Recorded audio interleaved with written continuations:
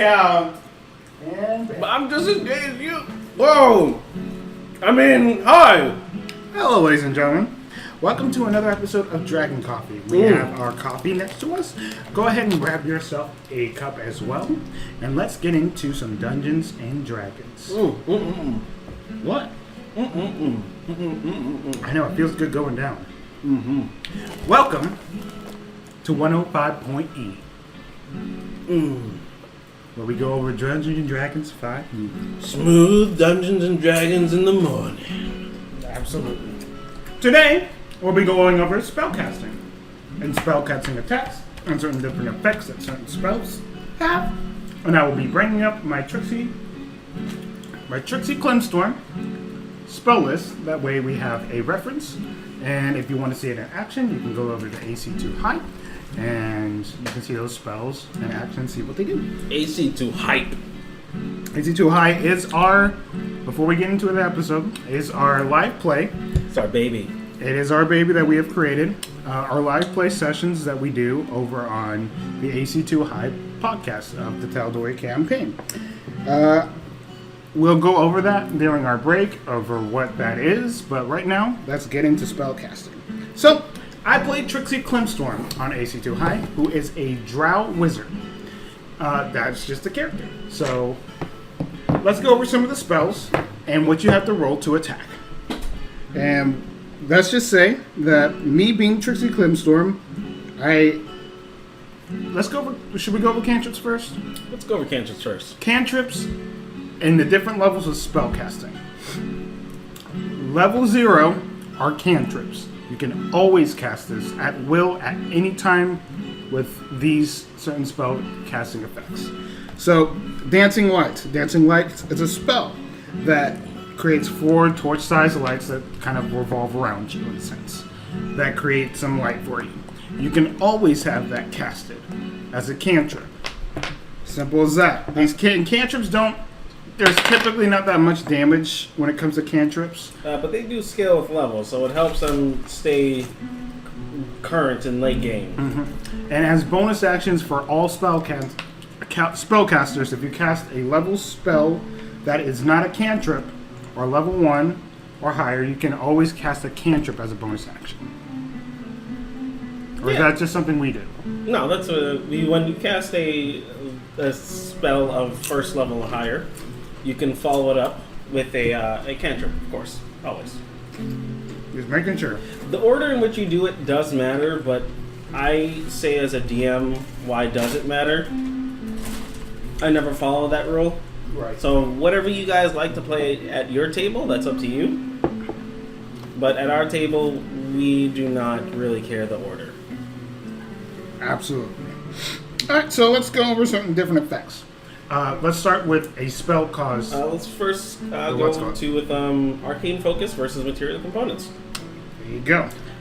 Material Components, you literally collect throughout the world. In general, you collect those passively. Every DM kind of hand waves it that you buy them at a store or you find them while you're walking or whatever the case is. But things such as probably like Agonizir Scorcher, those have very specific material components, which would be a dragon scale for that. So that is a highly specific one that wouldn't just be on the floor laying around. So if you are the type of DM and also the type of player who is perfectly fine with that, you guys would probably end up going and searching for stuff like that. So you'd have them fight against a wyvern, something small, so that they can just collect their scrapings from, so that they can actually cast the material components. If you are a material component user and you do not have the material components for that spell, you are not able to cast that spell. So if you try to revive someone and you do not have the material component for that, you will not be able to revive them. And I think that at every table, Resurrection and Revivify should require the actual material, even if you have a spell focus. Agreed. It's just one of those things where it's just like, the power to give life back into a body is just so It should strong. come at a cost. It should. Always. And yeah, he basically already went over it. I don't need to go too much into it. Let's go over ritual casting. Arcane focus first? Okay, arcane focus. An arcane focus is when you don't need those material components. You can cast magic throughout a certain item or a certain effect that either the DM gives you or you start off with. When you first start creating your character, you have that option of creating or being that kind of spellcaster like Caleb. Caleb is a perfect example to use from Critical Role. Just happens we have to share the same name. He casts with material components. So he uses a whole bunch of random knickknacks he finds on the ground and different material components he collects to cast his spells. And I'll use the exact opposite with my character.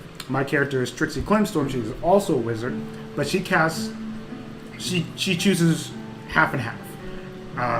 Recently went to a store and bought a whole bunch of material components, but for the most part, I have this hat that is technically a DM item or part of the DMG, yeah. That I can cast out of that is sentient.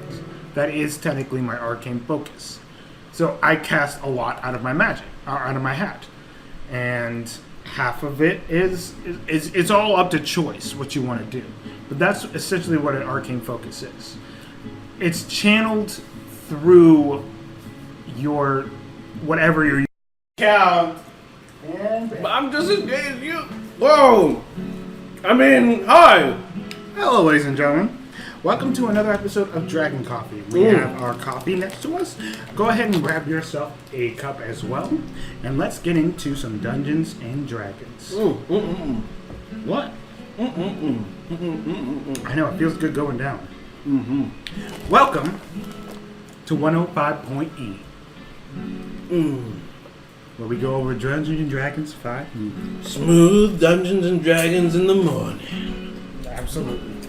Today, we'll be going over spellcasting and spellcasting attacks and certain different effects that certain spells have. And I will be bringing up my Trixie Clemstorm spell list. That way we have a reference. And if you want to see it in action, you can go over to AC2 Hype and you can see those spells in action and see what they do. AC2 Hype.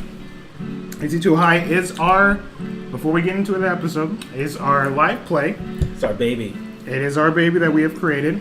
Our live play sessions that we do over on the AC2 High podcast of the Tal'Dorei campaign. We'll go over that during our break over what that is, but right now, let's get into spellcasting. So, I played Trixie Clemstorm on AC2 High, who is a drow wizard. That's just a character. So, let's go over some of the spells and what you have to roll to attack. And let's just say that me being Trixie Clemstorm, should we go over cantrips first? Let's go over cantrips first. Cantrips and the different levels of spellcasting. Level 0 are cantrips. You can always cast this at will at any time with these certain spell casting effects. So, Dancing Light. Dancing Light is a spell that creates 4 torch-sized lights that kind of revolve around you in a sense. That create some light for you. You can always have that casted as a cantrip. Simple as that. These cantrips there's typically not that much damage when it comes to cantrips. But they do scale with levels, so it helps them stay current in late game. And as bonus actions for all spellcasters, if you cast a level spell that is not a cantrip, or level 1 or higher, you can always cast a cantrip as a bonus action. Or is that just something we do? No, that's when you cast a spell of first level or higher, you can follow it up with a cantrip, of course, always. Just making sure. The order in which you do it does matter, but I say as a DM, why does it matter? I never follow that rule. Right. So whatever you guys like to play at your table, that's up to you. But at our table, we do not really care the order. Absolutely. All right, so let's go over some different effects. Let's start with a spell cause. Let's first what's go called? to with arcane focus versus material components. There you go. Material components you literally collect throughout the world. In general, you collect those passively. Mm-hmm. Every DM kind of hand waves it that you buy them at a store or you find them while you're walking or whatever the case is. But things such as probably like Agonizir Scorcher, those have very specific material components, which would be a dragon scale for that. So that is a highly specific one that wouldn't just be on the floor laying around. So if you are the type of DM and also the type of player who is perfectly fine with that, you guys would probably end up going searching for stuff like that. So you'd have them fight against a wyvern, something small, so that they can just collect their scrapings from, so that they can actually cast the material components. If you are a material component user and you do not have the material components for that spell, you are not able to cast that spell. So if you try to revive someone and you do not have the material component for that, you will not be able to revive them. And I think that at every table, Resurrection and Revivify should require the actual material, even if you have a spell focus. Agreed. It's just one of those things where it's just like the power to give life back into a body is just so It should strong. come at a cost. It should. Always. He basically already went over it. I don't need to go too much into it. Let's go over ritual casting. Arcane focus first? Okay, arcane focus. An arcane focus is when you don't need those material components. You can cast magic throughout a certain item or a certain effect that either the DM gives you or you start off with. When you first start creating your character, you have that option of creating or being that kind of spellcaster like Caleb. Caleb is a perfect example to use from Critical Role. Just happens we have to share the same name. He casts with material components. So he uses a whole bunch of random knickknacks he finds on the ground and different material components he collects to cast his spells. And I'll use the exact opposite with my character. My character is Trixie Clemstorm. She's also a wizard, but she chooses half and half. Recently went to a store and bought a whole bunch of material components. But for the most part, I have this hat that is technically a DM item, or part of the DMG, yeah. That I can cast out of that is sentient. That is technically my arcane focus. So I cast a lot out of my magic, out of my hat, and half of it is it's all up to choice what you want to do. But that's essentially what an arcane focus is. It's channeled through your whatever you're using. Some people use wands. Some people use rods, amulets. But I'm going to read material. This way you guys completely 100% understand exactly what it is. This way you can differentiate the difference. Casting some spells requires particular objects specified in parentheses in the component entry. A character can use a component pouch or a spellcasting focus in place of the components specified for the spell. But if a cost is indicated for a component, a character must have the specific component before he or she can cast the spell. If the spell states the material component is consumed by the spell, the caster must provide the component for each casting of the spell. A spellcaster must have a free hand to access the spell's component or to hold a spellcasting focus. But it can be the same hand that he or she uses to perform the somatic components. So that is a very specific thing that many people tend to ignore, which kind of breaks the game in multiple ways because they don't pay attention to it and they don't think about it no matter what. So either way, when you're casting a spell, you're still using the verbal and somatic components along with your spellcasting focus if it has all three. If it just has verbal, that means if you are gagged or you are under the spell silence, you cannot cast that spell, even if you have a focus. If you need a somatic component, which is literally hand gestures and incantations that you would cast using your hands. If you don't have at least one hand free, you cannot do that unless your class specifies otherwise. Pretty much. Like the Eldritch Knight. Which is interesting. That's just it's ridiculous when you actually think about it. Really is. And once again, the material components, you must have the cost. So just don't pick a spell and just say I have it without looking at the verbal, somatic, and material components, because you're just cheating yourself, the DM, and the experience that you're having at the table. I like that. That makes a lot of sense. So now that we've gone over that, let's go over ritual casting.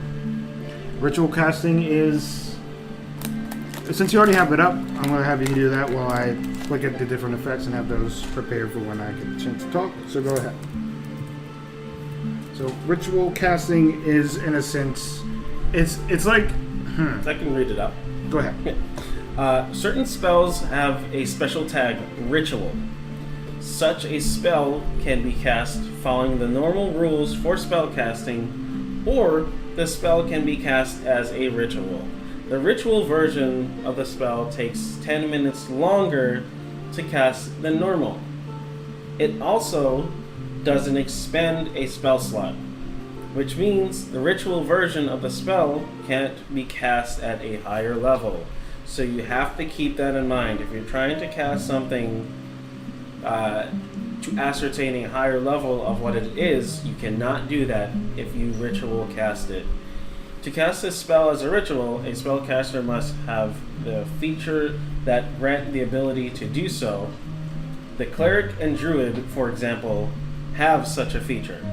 The caster must also have the spell prepared or on his or her spell list as known, unless the character's ritual feature specifies otherwise, as the wizard's does. So, essentially speaking, there are very few ritual casted spells that there are in the game, but when you do have them, they will take 10 minutes longer. That's the only caveat to it. So this is most common for people who use Find Familiar. That is I would say, the most highly ritual casted spell known in the game, honestly, because I don't really know many others. I mean, the script spell, that's about it. Like let me look at it, I'll find it. Illusionary script. That's a random one, but it is a spell. It's where you basically write on some parchment. You write on parchment paper or some other suitable material and imbue it with a potent illusion that... What the fuck? That lasts for the duration. Basically, to you and your and any creatures you designate when you cast a spell, the writing appears normal, written in your hand, and conveys whatever meaning you intend when you wrote the text. To all others, the writing appears as if it was written in an unknown and magical language. They can't read it. Basically, most spells that have the ritual tag are utility. Yeah. It's very high utility. Absolutely. It's circumstance.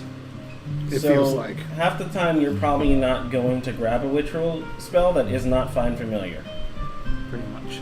When I saw that spell, I'm just like... It's very... It's useful when you're trying to do a certain type of mission, which is probably an incognito mission. Yeah. It's just very specific. Like. It's too specific. Which is... It can be good and a bad thing. Trust me, if you take the spell and it comes useful to you, then all good the on power you. To you. You know what? I learned that I was doing Dragon's Breath wrong the entire time. I figured. Really? Mm-hmm. Why didn't you tell me? I was saying that one time. When? I was like, yeah, you do it right, because I remember you can do it once. And it's concentration, but you do it once and then you end it. It is concentration, but you do it as a bonus action. Literally, let me bring up the spell because it's just too interesting at the moment. It is Dragon's Breath, and basically how the turn goes is you touch yourself, you imbue yourself with that magic, and then as a bonus action, I can use that breath action, and I can continue to concentrate on the spell and use it as a bonus action. That's what it is, and I've been using that wrong. I've been using it as a normal spell the entire time. Mm-hmm. That's what the concentration is for. That way you can potentially use it as a bonus action. So your bonus action, Dragon's Breath, action spellcast. Yeah, but you would have to have that Dragon's Breath active after an action. So you take the first turn, you take the action, Dragon's Breath, have that concentrating, you can use the bonus action. Turn setup. Second turn, if you still have concentration on the spell, you can use the Fireball Dragon Breath, which is broken. But that's the idea of the spell, and I completely did it wrong. There you go. So we'll use Dragon's Breath as an example to as we go into different spells in general, since I've already talked about it and it's relevant now. Dragon's Breath is when you touch one willing creature and imbue it with a power to spew, and you imbue it with the power to spew magical energy, and you can choose it to be acid, cold, fire, lightning, or poison. It's essentially like a Dragon's Breath. Simple as what the name of the spell is. That's really good in combination with a familiar. You imbue a familiar With it. like an owl. The owl flies over and just So cool. and then it flybys, so then it never really gets hurt. Exactly. You literally have an infinite source of Dragon's Breath after that point. It's broken. It's a very interesting spell. And now that I know I'm doing it wrong, it's not just more or less like it's damage. It's useful. And you give it to your tank. There you go. And You imbue Dragon's Breath onto a tank, and then you send them out. then they can use it as a bonus action. Yeah, It would use their bonus action, right? most of the time, they wouldn't have a bonus action to use. True enough. A lot of classes don't. Yeah, many classes don't have the use for a bonus action. Not wrong. This is an example of an attack spell, though. So we'll go over an attack spell. It would be a save. Save or suck spell. Basically, how that goes is Sorry, save or half damage. yeah, it's half damage. It's not one of those save and nothing happens. It is a save and a half damage. So essentially, a dex saves mean that you're just trying to get out of the way of it, and if you succeed, you barely get out of the way. If anything says the word save, the opposing person has to save. So say, for instance, I say I'm using Dragon's Breath on Caleb. Caleb rolls to save. That's an 11.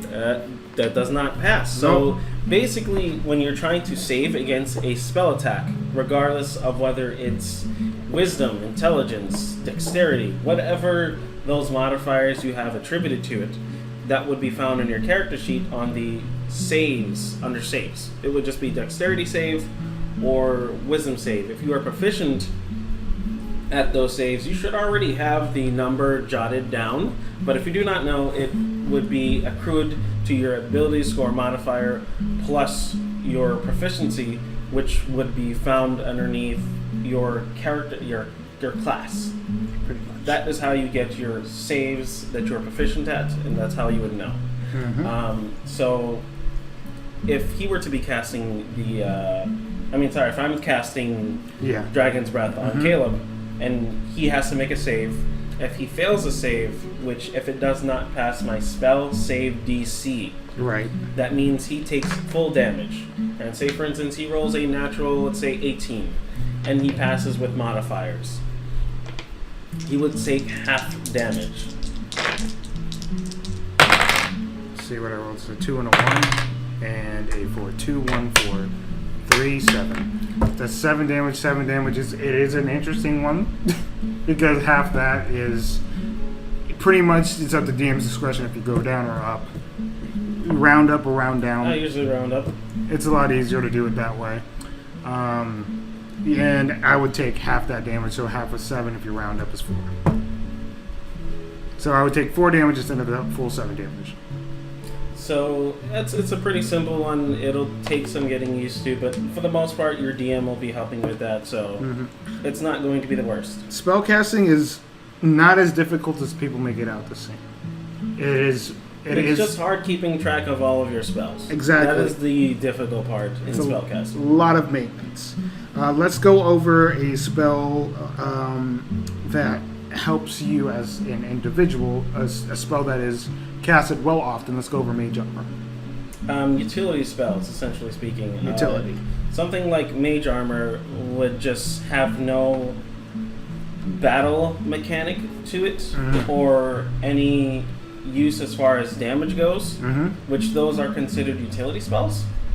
And a utility spell generally can help you out outside of combat or inside of combat, depending on what type of spell you use. So if we're using Mage Armor as an example, that's always useful for a mage, any type of spellcaster out there, because you're essentially giving yourself free armor. So it gives you an AC of 13 plus whatever your dexterity modifier is, which that's usually better than what you have. Let's be honest, because you don't really stat for dex as a wizard unless you're, from whatever reason, a dex wizard, which would be very interesting. It doesn't sound shitty. I'll say that much. It would actually help you more if you go Mage Armor, because Mage Armor, you would just get 13 and there's no cap. Yep. On your dex that you can actually add to that. So that would just be OP. Yeah, you can actually have a 19 dex as a wizard. Which is very broken. Very, very broken on a wizard. It'd be a very fun build, but that's not really what we're going into. No, so, we're really not. Then you also have a ranged spell attacks. So ranged spell attacks is considered 10 feet and above. So if you are using a ranged spell attack at 10 feet and above, you roll. Go ahead and roll. I'm casting Witch Bolt. Witch Bolt! That Natural would 13. add your, depending on the spellcasting modifier, in this case we're going Wizard. Wizard's spellcasting modifier is Intelligence. We're using Trixie's sheet at the moment, so plus 4 to that 13, which is my Intelligence, which is 17, and you plus the 2 proficiencies, which is 19. Okay, that hits. The AC that you were looking for was around 18, so that definitely hits. Absolutely. Go ahead and roll your damage. Oh, I gotta get myself a D12. And this is the part where it's going to be really hard to manage the spells, and it might help to get a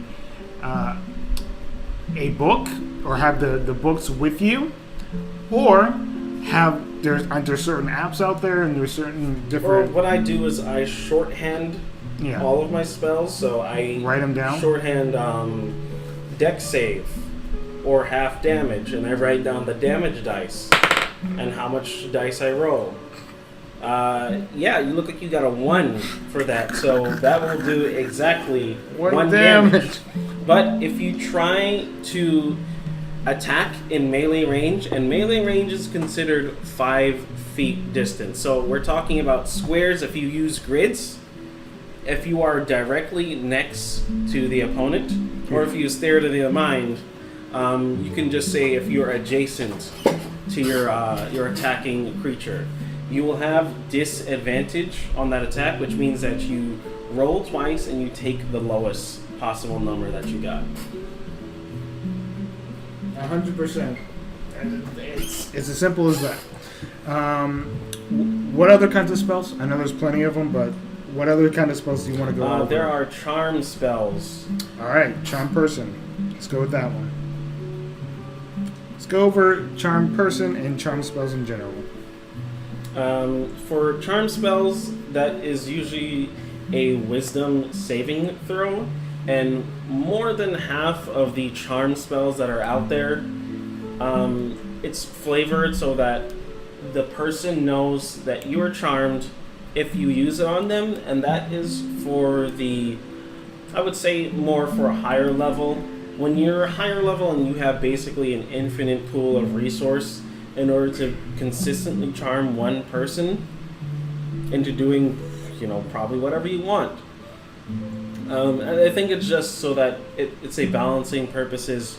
You, as a DM, always have the say on what comes natural to you. If you think it's fine that they don't know, then that's up to you. If you think that rules as written is what you go by, then by all means go right ahead. But yes, so you would make a wisdom saving throw. Natural 16. That was a very great roll. Just like how I hopped on to the laptop. Yeah, really good, right? That was really decent. That was a Joey roll right there. Our friend Joey likes to throw the die crazy. Really likes to just toss them dice. Like, I don't give a shit! It's like he's playing Beyblade. Almost like he's playing baseball with dice. Regardless, we go back into the charming aspect of it. Oh, yeah, very charming. Let's just say I failed. You know that it happened, and the guards arrest you. No! Yeah, should have never done it. Fuck. Yep. It's simple. Charm spells are as they are described. It's really, yeah. It's so that you don't automatically go up to the Count Duke and charm the pants off of him. Literally. I don't know. Like, say, it's really just for balancing purposes. Once again, Suggestion is also a charm spell that is very powerful in the right hands, and also very powerful in someone who doesn't exactly understand the conditions of the spells as well. Yep. Because Suggestion is very, very specific of a spell. It's too specific, if you ask me, really. I kind of feel the same way with Command. These two are far too specific spells, but nonetheless, they are in the game with intended purposes for various reasons. Mm-hmm. And they each have their own uses and purposes. We'll go over spells in the sense of the cause effect, or throwing an effect, or causing in some sort of feature, or I'm trying to think of the word, area of effect or some AOE? sort. AOE. Yes. To that target. Like, I will use cause fear because I use that a lot as well, is a good example. So let's just say that I use cause fear on a target. It would have to make a save of a wisdom save. If it fails that save, then it is got that effect of fear. It has the fear effect on it, which has certain different effects, and that's a whole other ball game of just like different effects. We'll get into certain spells, some other time. Mm. And there's also restrain and difficult condition spells that are around, like Entanglement. So Entanglement, you would essentially cast it on a certain area on the ground, which the target would have to make a strength saving throw or become restrained. Restrained meaning that you have a movement of 0 and disadvantage on all of your attacks, and people have advantage on you. It's a very powerful spell that has no damage to it, but it is good if you are a crowd control mage. So I was thinking of that kind of shit was what I was thinking of. Yeah. What other kind of effects do you want to go over, or do you want to? I mean, those effects, they can have their own podcast as well for that, because there are so many effects that... Yeah, just too specific and stuff. Yeah, there are some that are not even really... rules is written, like suffocation is not technically a condition. It is something that's happening. It's something that's happening, yeah. 0 to death. Pretty much, you have no air. But we'll get into that another time. Let's talk about calculating your spell save DC. Okay. Okay, so for every class, they have their own spell casting ability modifier. So once again, we are using wizards as our go-to. Pretty much. So it will always be 8 plus proficiency plus your ability score modifier. So for Trixie, it is 15. Because of 8 plus, we're at proficiency plus 3 currently in our campaign, so 8 plus 3, 11. And the plus 4 for intelligence modifier, which makes it a 15. Boom boom, bang bang, shimmelang ling bang. So each class has their own specific ability score modifier that they use to cast, so you want to generally optimize for that. So if you're a wizard, you go for intelligence. If you are a warlock, you go for charisma. If you are a sorcerer, you also go for charisma. I believe paladins use charisma as well. They do. It is an odd class. Yes, there are many odd classes. Many charisma-based spellcasters. There is only one intelligence-based spellcasters, but there is, of course, optional rules that we'll get into another time. Absolutely. So many optional rules. Too many optional Too many optional rules. Why are there so many optional rules? Optional rules. Optional rules. Yeah. Let's talk about Lebanese food.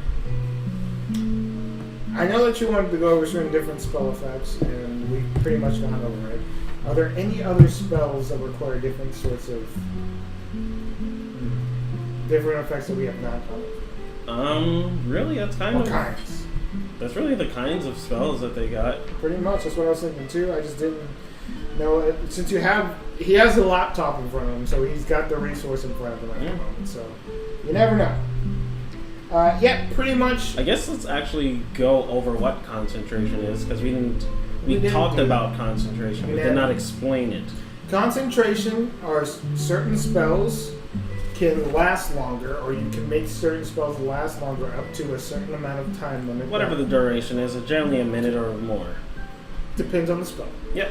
Especially in combat, if things are going by like this. It may be longer, but like in the action sequences, they're going by like seconds. So shit's happening rapidly, but the timescape or how long the time is can go on for like, it can be like an hour fight. So 1 minute is 10 rounds.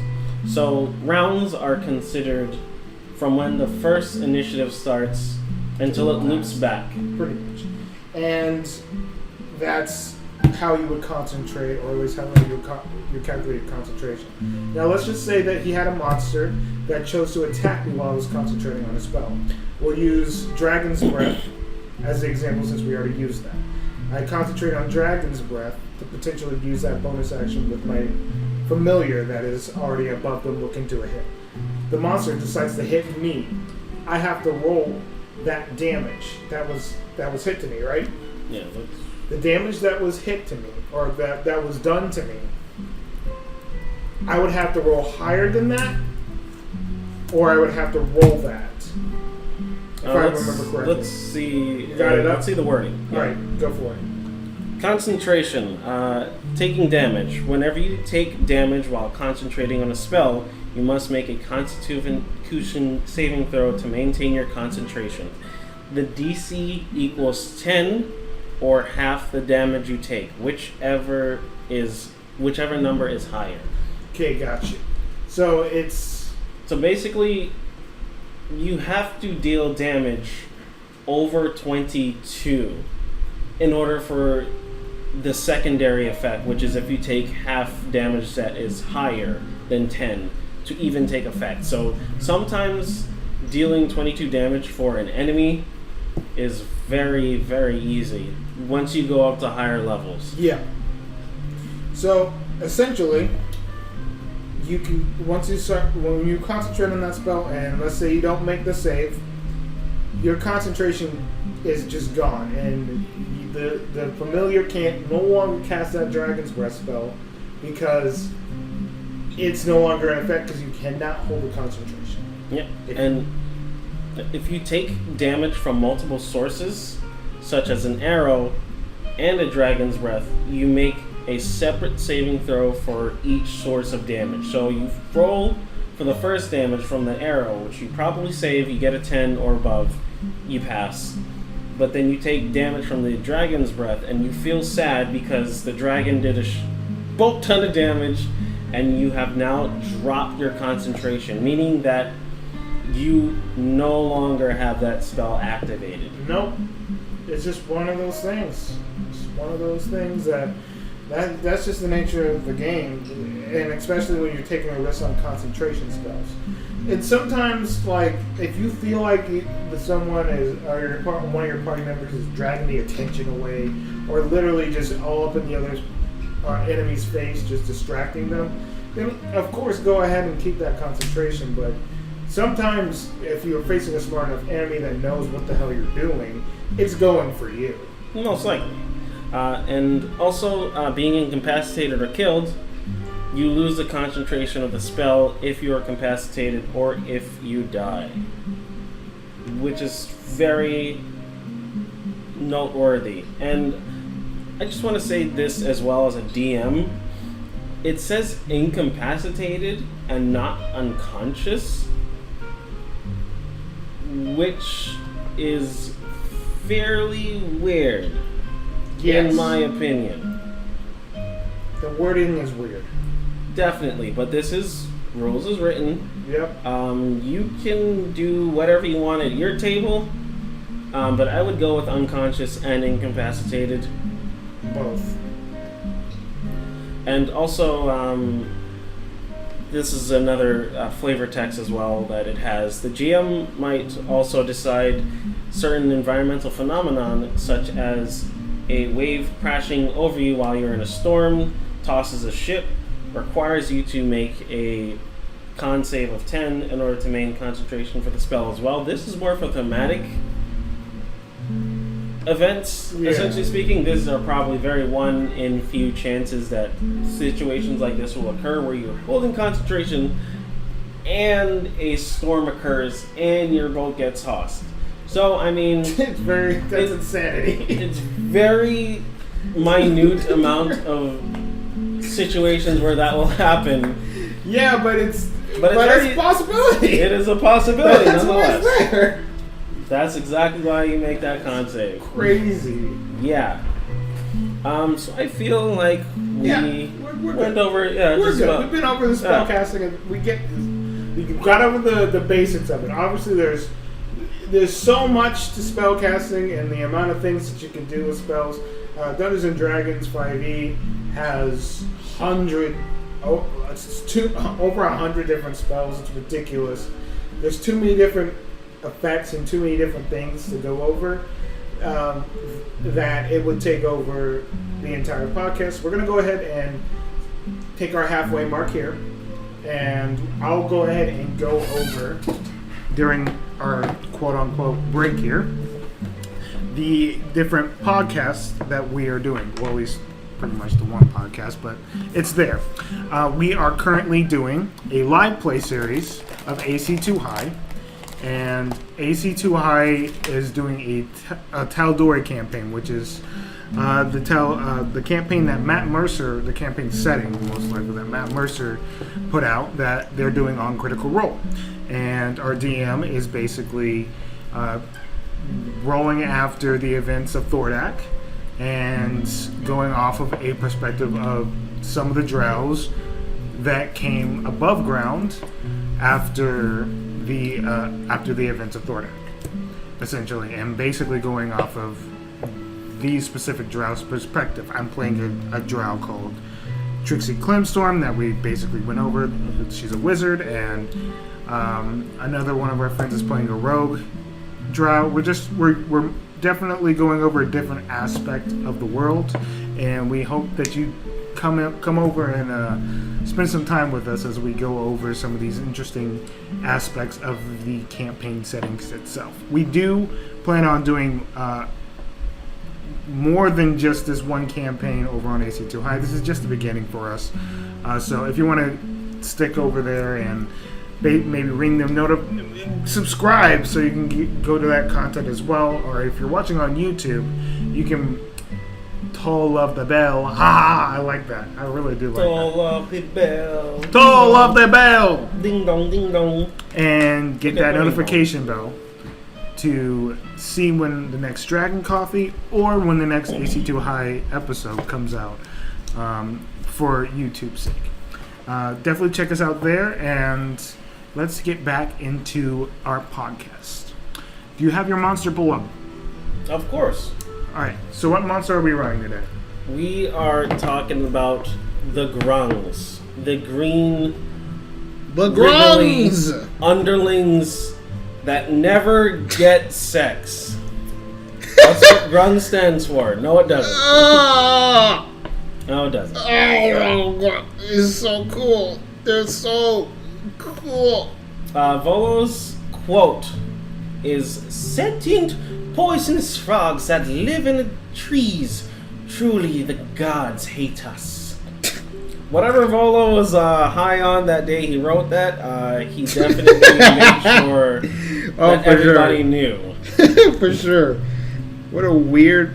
I mean, the Grungs are definitely a creature that no one really ever uses, but are very interesting. They are very adaptable in any campaign setting, really, but it's just up to the DM on whether or not they want to really read all this wall of text and go through it. It's a fairly long wall of text, and it is a very intricate setup that you actually have to go through and really think about before even using. They're odd creatures, man. They are, but they're amazing, they're beautiful, they're wonderful, they hop around on all twos. Oh yeah, that's what they are. Yes. Grungs are aggressive frog-like humanoids found in rainforests and tropical jungles. They are fiercely territorial and see themselves as superior to most other creatures, which very much has a dragonborn feeling to it, as well as an elf feeling, as well as a dwarf feeling. It's odd. As well as a human feeling. Oh, what are you? All races think they're superior in D&D. Wow, look at that. So cool. Aside from the gnomes and the halflings, they're like the most chillest races in the game, in my opinion. But gnolls? Gnomes. Oh, I thought you said gnolls. I was like, gnolls are chill? Yeah, they're pretty chill. They have one go. Yeah, they have one go, hacking you to pieces. But that's not what we're here for. I would really love to talk about gnolls, but that would definitely be another time. Yeah. So Grungs are tree-dwelling amphibians, just like Volo said. Yep. Grungs live in trees and prefer shade. A Grung hatchery is maintained and well guarded by ground-level pools. About 3 months after hatching, a Grung tadpole takes on the shape of an adult. And it takes another 6 to 9 months for a Grung juvenile to reach maturity, so they age really rapidly. So in about 1.5 years later, you have a fully adult Grung running around, killing all the townsfolk. Hooray! Yay! Amphibious assholes. Amphibious assholes. Essentially, Hey, you guys took down a whole encampment of bullywogs. I don't know if they're really the assholes. Hey, they true. Deserved I don't know. I can't really explain what happened that day. No, that was just a slaughter. That was my fest. birthday, okay? Yes. My birthday. My birthday. That's my birthday. Let's see. It says casts and colors. Now this is a really intricate design and different casts that they have set up, which I like because not many races have such order to them as the Grungs do. So Grung Society is a caste system. Each caste lay eggs in a separate hatching pool, and the juveniles join their caste upon emergence from the hatchery. All Grungs are dull greenish gray when they are born, but each individual takes on a color of its caste as it grows to adulthood. So they breed only in their caste. They do not go outside of their caste as to mix. So it would actually be interesting to see what happens when they do mix. If that's even plausible. Yep. If like they just die upon birth. Who knows? They haven't tried it before. They probably could make a super grung. You never know. So Green Grungs are are the tribe warriors, hunters, and laborers. Blue Grungs work as artisans in the domestic roles. Supervising and guiding both Grungs are the Purple Grung.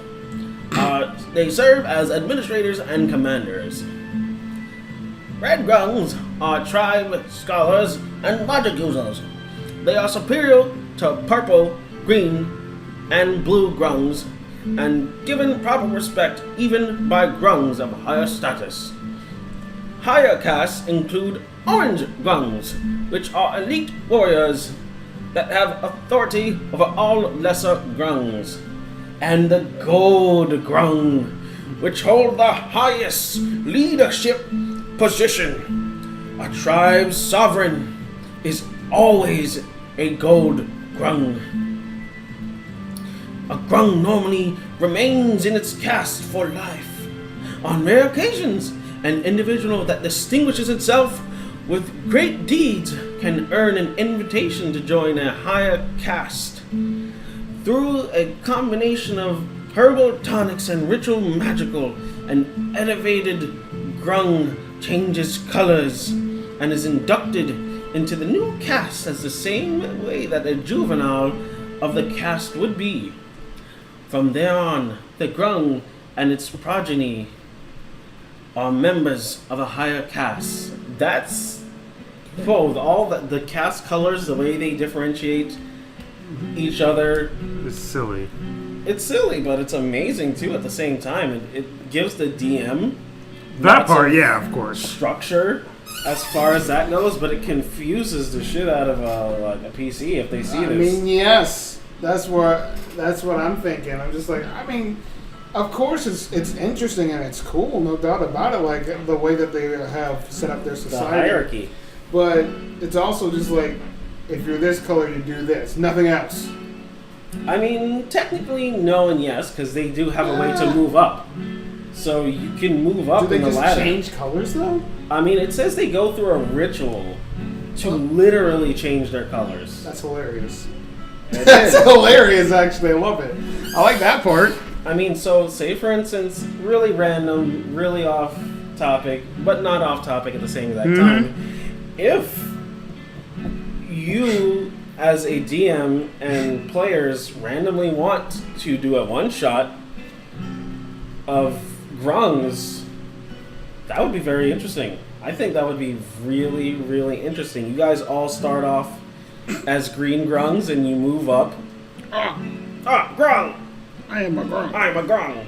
I'm Green Grung. I am now Red Grung and Purple Grung. And then you keep moving up into the cat. That would be an interesting one. I think that would be really cool. It would be really neat. But very situational. You like that kind of stuff. Oh, yeah, of course. The weird stuff. That's really what I go for. You know what I'm saying? Yeah, I understand, though. I get it. Let's look at their other things that they got going on. Naturally toxic. All Grungs secrete a substance that is harmless to them, but poisonous to other creatures. A Grung also uses venom to poison its weapons. So these guys are elite killers that have a caste society. That's really good. That's awesome for them. Grungs Hooray. are always on the lookout for creatures. Hooray! They can capture and enslave. Grungs use slaves for all manners of menial tasks, but mostly they just like bossing them around. Slaves are fed mildly poisoned food to keep them lethargic and compliant. That's really cool. A creature afflicted in this way over a long period of time becomes a shell of its former self and can be restored to normalcy only by magic. So that probably means, in a DM's perspective, that means either greater restoration or wish. You're fucked. Yes. Yes, indeed. But you're fucked. They have a very strong caveat to them with all this power and hierarchy that they have. They have one grueling weakness. Probably the biggest weakness I've seen in the game so far. A grung that fails to immerse itself in water for at least 1 hour during a day suffers 1 level of exhaustion at the end of the day. A grung can recover from this exhaustion only through magic or by immersing itself in water for at least 1 hour. That is the most detrimental effect. Oh, never go to the desert. No, they would Die. shrivel up and die.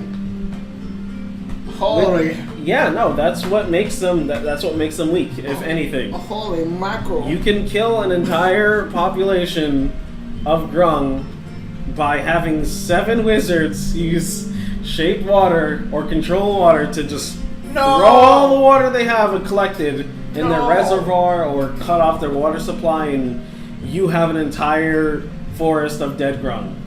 No, not the grung. No! Not the grung. They're so impactful. No, so impactful! So, this is probably the most interesting flavor they have. They have the variant grung poison. So, grung poison lasts its potency 1 minute after being removed from a grung. Really? A similar breakdown occurs if the grung dies. A creature poisoned by the grung can suffer an additional effect that varies depending on the grung's skin color. That effects last long until the creature is no longer poisoned by the grung, which they feed their people all the time to keep them compliant. So therefore, these effects would technically be happening all the time. It's the strangest thing. Green. The poison creature can't move except to climb or make standing jumps. If the creature is flying, it can't take any actions or reactions unless it lands. Ooh. It's very specific, but that also is useful for PCs who fly, like a Krokra or an Asomar, or a bird folk, or chicken. Chicken PCs all the time for the win. The poison creature must, for the blue ones, the poison creature must shout loudly or otherwise make a loud noise at the start and end of its turn. So you have nothing but yelling, screaming, and jumping, climbing people in one town. You probably have grungs. Grungs are weird. They're very weird. I like weird. I really do like them. I think their stats really don't reflect how cool they actually are. Yes. I would agree with that, because a lot of creatures like this, or small creatures, get this shit into the stick because of how small they are. Yep.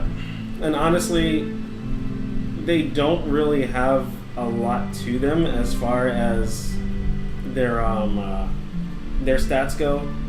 They're really simple. You can really just paint over a grung with a cobalt and probably have better results. Aside from poisonous skin, which is very good. But let's go into the stats just cause. Right. Go ahead. Normal grung. They're a small humanoid. Lawful evil. AC of 12. That's just probably just because they have a dex of 2. Hit points of 11. Speed of 22 and a climb of 25. And a climb of 25.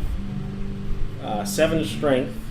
14 dex. 15 con. 10 intelligence. Wisdom 11. Charisma 10.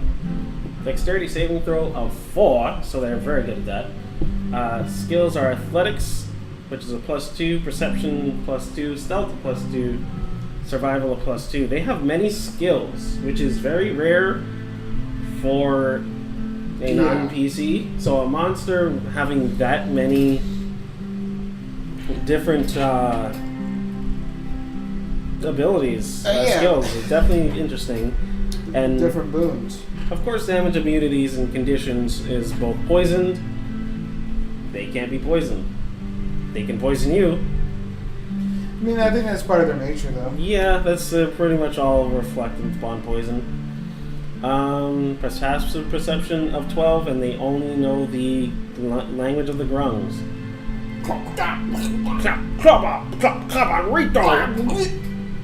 They're a challenge 1/4, so they're very simple creatures. Very easily take outable creatures. Amphibious. The Grungs can breathe in water, so they are amphibians. They're frogs. They like water. They like water, The amphibians. but their standout ability is poisonous skin. Any creature that grapples the Grung or otherwise comes in direct contact with the Grung's skin must make a con save of 12. Or become poisoned for 1 minute. Sweet. Yeah. A